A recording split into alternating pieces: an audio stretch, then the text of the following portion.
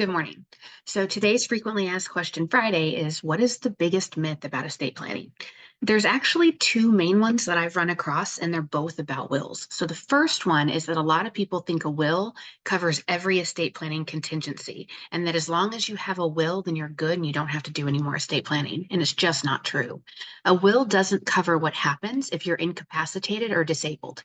It goes into effect after a person has already passed and is activated through court filing, and this process is called probate. Myth number two is that a lot of people believe that if they're incapacitated or disabled and they're married, then their spouse can automatically exclusively act for them, and it's not true either. Even though you're married, there is no presumption that your spouse has your best interest at heart.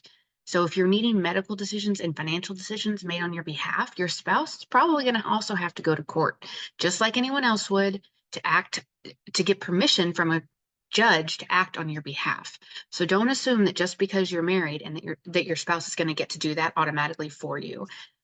Consider carefully whether there's anybody that would challenge their authority to make your decisions, particularly if they're making decisions that might make somebody displeased.